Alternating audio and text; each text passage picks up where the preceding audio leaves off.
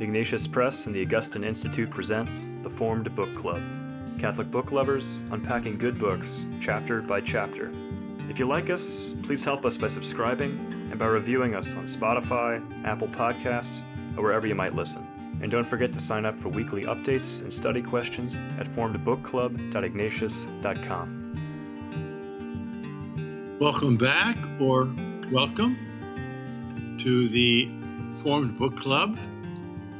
We're spending a great deal of time, and it's worth every moment, in discussing G.K. Chesterton's In Defense of Sanity. The best essays of G.K. Chesterton, as the subtitle informs us, selected by Dale Alquist, Joseph Pierce, who's with us, and Aidan Mackey. And as I said last week, because these are essays, but each essay is on a topic which often is very important, it requires more rumination, more reflection, more discussion, and we're happy to do that. So we ended last time on the bluff of the big shops, and I think we came to some kind of a accommodation with each other on that we recognized that sometimes big shops are all right and most of the times they're not. But so we can move to the next essay. Is that correct? I'm happy with that. All right. The next essay, beginning on page 144, is on architecture. Would either of you like to? Well, I would like to read just the first two sentences because it makes me smile, and that seems a good enough reason. I can understand why. So it says, we have all of us been hearing for some time about the proposal to pull down the city churches. Some of us have a certain sympathy with the view that it would be much better to pull down the city. I should say here, the reason that makes me laugh, he's not talking about cities per se. He's talking about the city of London. Right. And the city of London is not the city of London. It's actually a district within London. The two cities in London are the city of London, which is St. Paul's is the cathedral, and the city of Westminster next to it was Westminster Cathedral, where actually Westminster Abbey is the cathedral. And then you've got the big conurbation, which is London. The city of London is the financial district. That's the point here. And what he's trying to putting down is it's a square mile. And the thing about it is that about, I don't know what the figures are, but something like 500,000 people work in that square mile from 9 to 5, Monday to Friday, and about 10 people live there. That's why it's funny. But as long as we know he's not talking about cities per se, or even London per se, but particularly the financial district known as the city. Well, yes, and he makes a point following that if you look at the ancient cities, what's left today, the churches, the temples, the synagogues, and so on, that's what expresses the culture, people's view of life, whereas the buildings are more practical, so to speak, more pedestrian. And they probably aren't built to last. I mean, we obviously had that disaster in Miami this week. Oh, yes. We saw how poorly constructed the Twin Towers were.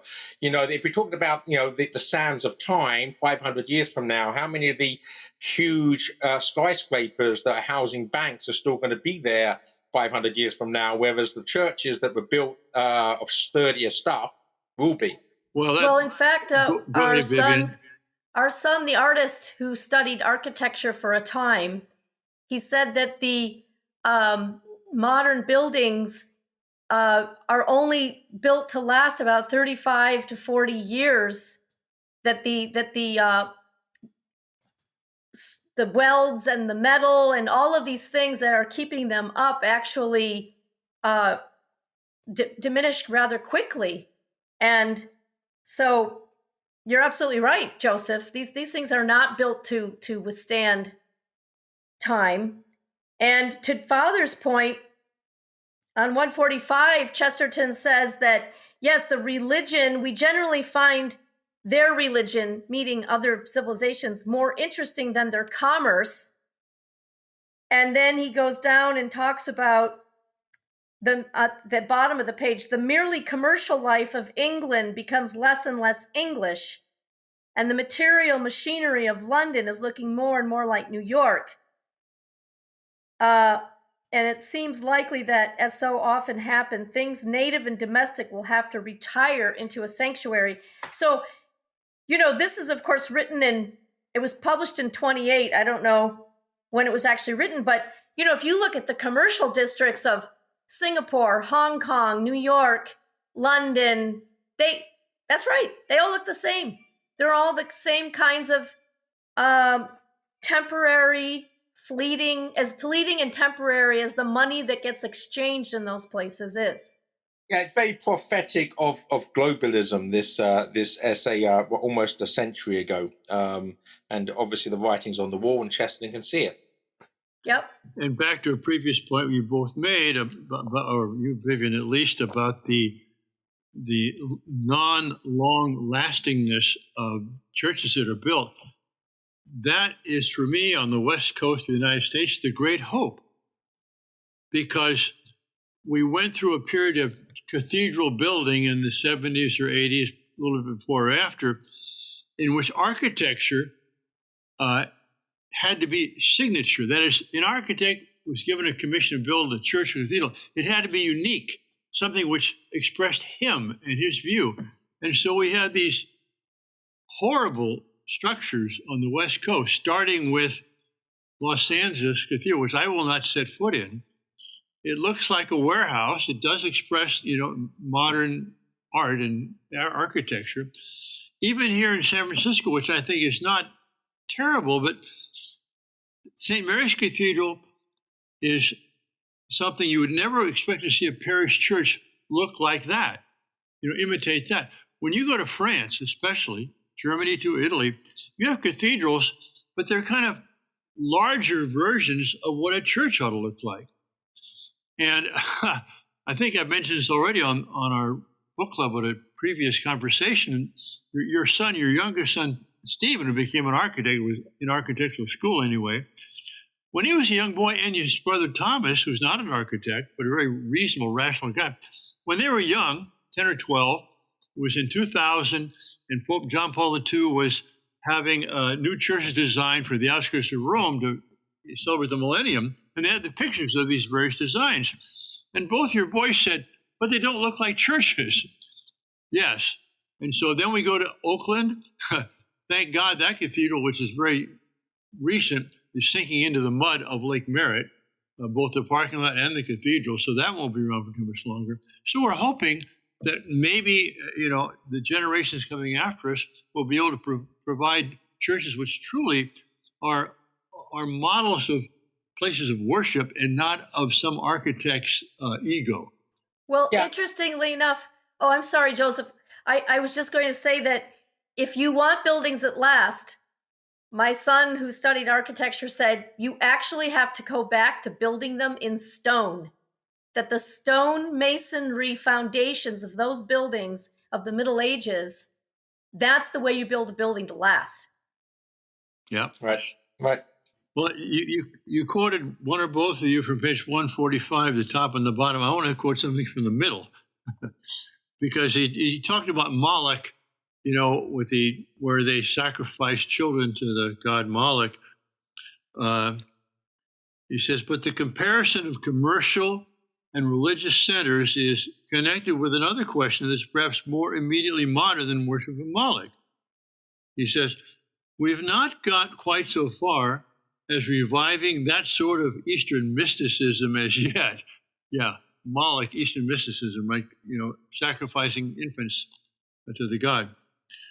Though there is no saying what we may come to eventually, with a judicious combination of the neo-pagan nature worship and a reference to restrict the population. Like you say, Vivian, he's writing a century ago, and he is telling us what we might end up with, namely abortion. Yeah, and again, I think that's very prophetic of him, But I think that even he didn't think we'd actually be as far down the abyss of the culture of death as we've come in the last 50 years. Can I just say one other thing? We're not making much progress here, I know, but I do want to just mention at the bottom of page 144, we're going backwards at the moment. Okay, we're going backwards. That's good. Says he's talking about the fire of London here. I have no immediate intention of setting fire to London or of attempting to repeat the great conflagration which was recorded entirely wrong on the monument. The great conflagration is, of course, the fire of London. But I don't know if you know what the monument is. The monument is I do, but I want you to explain it. Okay, so basically it's a vertical column that you can actually walk up the middle of and go to the top, and it used to afford good views of London before the skyscrapers. But it was allegedly built, if you knocked it down an exact distance from where the fire is supposed to start, I think in Pudding Lane. But it said on it, this fire was started by the Papists. In other words, it was a Catholic conspiracy, which very, very, very quickly everyone knew was a lie. And it was just, it was absurd, but nonetheless kept up there. And William Cobbett, in his History of the Protestant Reformation, was one of the persons that led a campaign, because he was Protestant, very Catholic friendly, that he actually was very instrumental in getting that inscription, blame it on the Papists, removed from the monument. And the reason, Joseph, that I so brilliantly can say that I knew that, was because you described that in your wonderful manuscript on the history of Merry England, which we'll be publishing shortly. Yes, well, your memory commends itself. Okay, that's a bad English, but anyway, never mind. Anything more on architecture? Onward to the essay on Shakespeare, and I wrote above that in my copy on page 149. Can Joseph explain? ? So, go for it, Joseph. And by the way, Joseph, may I guess that you were the one that selected this to be included? I honestly can't remember for certain, but probably. Basically, he's reviewing a book by the Comtesse de Chambrun, and this was one of the pillars upon which I founded my own book, The Quest for Shakespeare. Now, I make no pretense of doing anything but standing on the shoulders of giants. She was her pioneering work, and you see that Chesterton, just through his instinct, I don't think reading this essay, he has much knowledge of Shakespeare's biography, but what he does know is when he's reading something which is quite clearly rational, based upon evidence, and not talking rubbish like the Baconians, because an awful lot about today it's the Oxfordians, right? The Earl of Oxford wrote the plays. In Shakespeare's time, the fashion was that Francis Bacon wrote the plays, which is even more absurd, because can't think of anybody more diametrically opposed to the Catholicism of Shakespeare's plays than Francis Bacon. But so we got here about 2/3 of the way down, page 149, and this study seems to me to be one very valuable to literature, and not like so many of the Baconian penny dreadfuls, in other words, junk, a mere insult to literature. Indeed, some Baconian books are quite as much of an insult to Bacon as to Shakespeare. So yeah, he gets it. He gets it because he's Chesterton. I know he's not. I think he probably most of what he knew about Shakespeare's biography he learned from this book. But the point is that he could see that the book was a rational exposition of a case. Yeah, he was very kind towards her, or at least I would say fair towards her, saying she had good notes and she did the research, and she didn't feel like she was insisting on a position. But what you said earlier about his not being an academic or a scholar on Chesterton, but he says about 1/3 of the way down to that page 149, I do not profess to know much about Shakespeare outside such superfluous trifling as the reading of his literary works. Yeah, well, we ought to be able to learn a lot about an author by just reading his works. We really shouldn't need to delve too deeply in trying to psychologize and all this kind of thing, which some people try to do. But what I thought was so brilliant, to your point, Joseph, about Chesterton's appreciation of this Madame de Chambrun. She must have exposed in the book something about the politics of Elizabethan England, which I'm sure Chesterton must have been somewhat acquainted with. But he just fastens right on that, on the beginning on the bottom of page 151. When he talks about the kind of government under Elizabeth, and he concludes this with saying on 152 at the top, this nest of nasty plutocrats with Cecil in the midst of it counted among its enemies the greatest of Englishmen, meaning Shakespeare. So he did, and how much he already knew of the Tudor government before he read her book, I don't know, but he just has this honing device to just go right to the... Right. Chesterton wrote a history of England, which is not great scholarship. He certainly knew in broad strokes what English history was, and he learned a great deal from Belloc, who knew in detail what he wrote a 4-volume history of England, what it was. So he certainly understood the Tudor times, and so he knows the backdrop in which Shakespeare fits. But what he didn't know, evidently, is Shakespeare himself, except of course his works. And I agree with you. One way you can know who Shakespeare is by reading his works. But I think that he just saw that this fit when he read this and saw that, well, the evidence is that Shakespeare was an enemy of the Cecils and of the Elizabethan spy network and the tyranny, and that in itself speaks volumes. It does. It really does. Because a lot of people portray Shakespeare, because he wrote the histories, as legitimizing the Tudor reign. And I mean, that's the line that I got when I took Shakespeare in college. Well, may I say here, Vivian, just to address your earlier point, that in 1599, the Archbishop of Canterbury, Whitgift, and the Archbishop of London, Bancroft, persuaded Elizabeth's government to ban the publishing, either through printing or performance, of any English history plays. And the reason for that was because they were quite clearly the history play was a veneer or a vehicle to talk about contemporary Elizabethan politics. So, for instance, when the Essex Rebellion in 1601, on the eve of it, they actually paid the rebels under the Earl of Essex, and the Earl of Southampton, Shakespeare's patron, was the Earl of Essex's right-hand man in that rebellion. They paid a theatre company to perform Shakespeare's Richard II in the hope that it would actually bring the mob round against the government. So, so this is, and then so this Bishop's ban, that's why after that, there are no more history plays by Shakespeare. No more English history plays by Shakespeare. What play does he write as soon as that ban comes in? Julius Caesar, right? We can do the same thing. We can set it in Rome instead of England, but this makes no difference, right? Right. But you were saying something, Vivian, I think you didn't finish. No, I was just, what fascinated me the most about this essay was that he honed in on that conflict between Shakespeare and the sitting government. And that's a point that Joseph understands and points out in his book, but often is not the way Shakespeare is taught in school. In fact, it's taught the opposite, that because of the histories, he was somehow legitimizing the Tudors. And so in any case, to me, this nub of the thing is right where Chesterton goes, because he has that ability, right, to just so quickly apprehend the essence of a thing. That's his genius. Absolutely. But we don't have to worry anymore about how Shakespeare is taught in schools, because he will not be teaching him anymore. Yeah, no. He's being canceled. Quite frankly, Father, they do it so abysmally, it will be a blessing.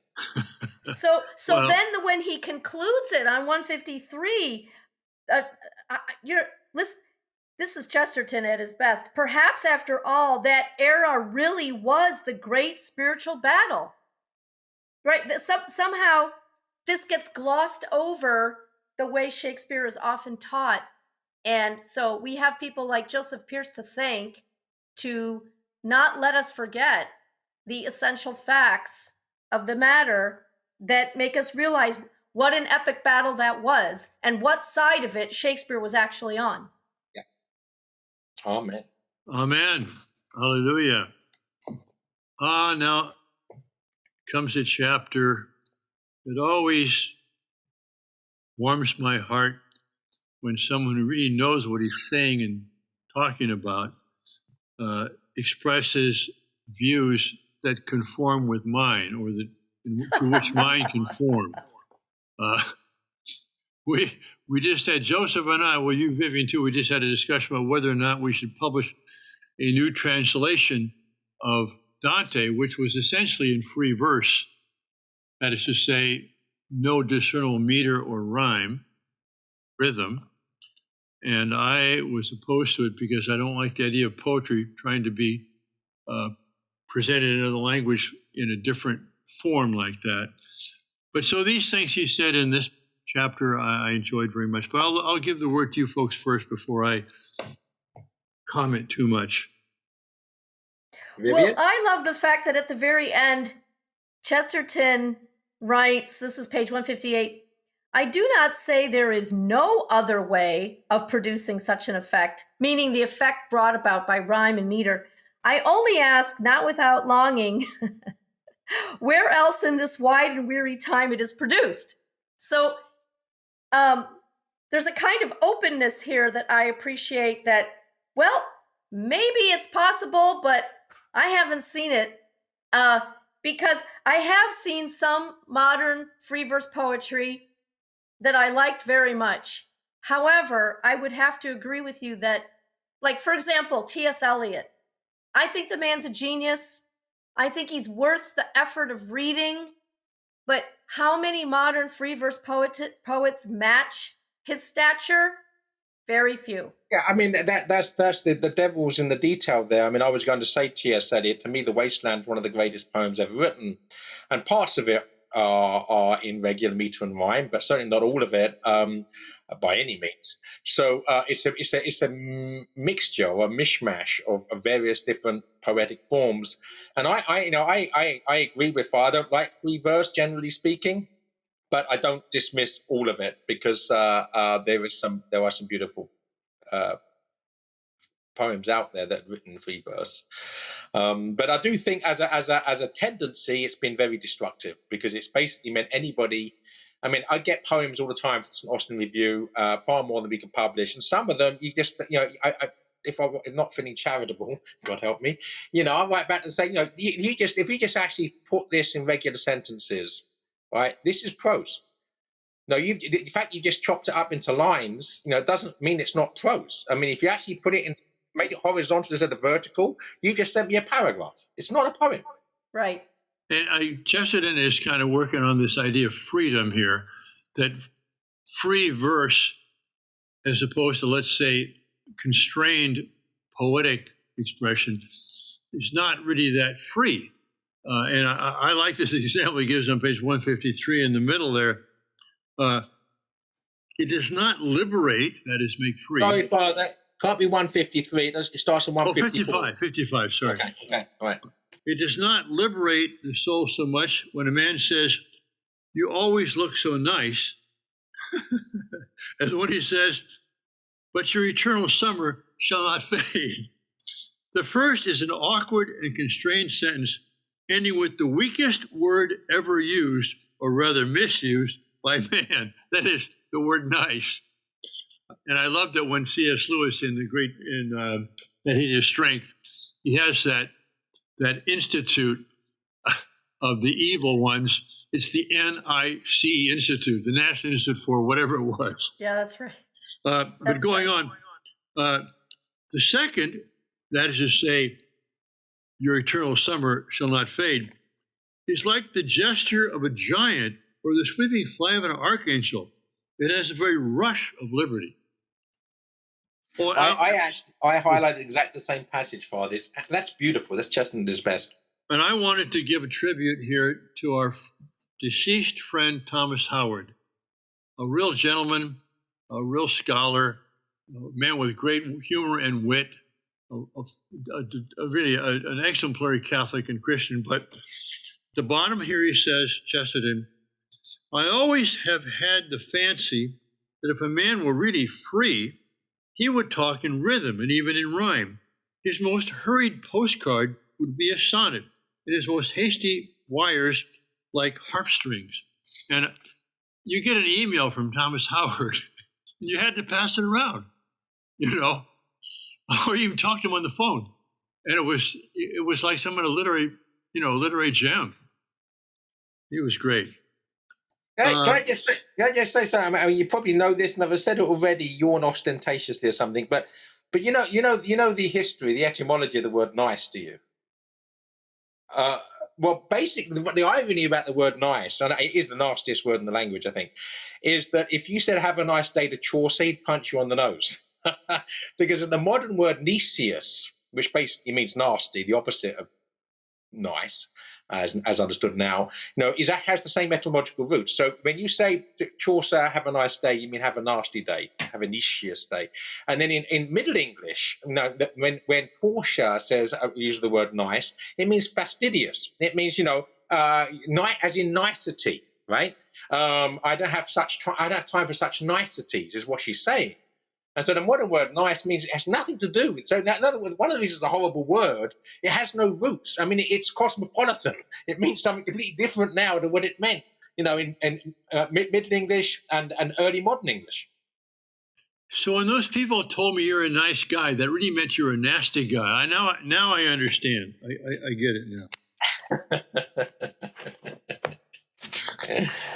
Okay. All right. I mean, other thing on this chapter was I mean, we could say more, but I suppose we do need to think about making progress. Is progress moving forward in pages, or is in progress going deeper into things? Well, he does pluck a line from a Shakespeare sonnet, 3 lines from the bottom of page 157. Bare ruined choirs where late the sweet birds sang, which is an allusion by Shakespeare sonnets, of course, to the destroyed monasteries. The late ruined choirs where late the sweet birds sang. The birds there, of course, being the monks. So there's a little bit thrown in there if you want some more. Well, the next essay is turning inside out on education, women, and I would say homeschooling. And I think there's a lot that we need to say about that essay. It's also kind of a long essay. And therefore, I propose that we conclude this week's session at this point. And let's see, what does that mean for those who are trying to keep up? Well, if you read 4 more essays, I think you'll be okay. I don't think keeping up's been an issue in this particular book. Well, since we're ending then with that last essay, if your praise of Thomas Howard's prose, if you think about it, when we love people's prose, it's precisely because it's bordering on the poetic. The more poetic it is, the more beautiful the prose is. So it doesn't make a whole lot of sense to go the other way around. If what you want is beauty. Yeah, I completely couldn't agree more. He even says that on page 155 towards the bottom there. It is thought right to discourage numbers of prosaic people trying to be poetical. But I think it is much more of a bore to watch numbers of poetical people trying to be prosaic. Yeah, Father, at the end of the last week's, you said to read up to the Jane Austen essay, which is 38. So on the assumption they've done that, they're good for the next. That's good. All right. Yeah. All right. Thanks, everyone, for joining us if you've stayed with us this far. But we've enjoyed it, so I hope you have too. God bless you, and see you next week on the Formed Book Club. If you enjoyed this discussion, please help spread the word about the Formed Book Club by subscribing to the podcast and writing a review. You can sign up for weekly updates at formedbookclub.ignatius.com.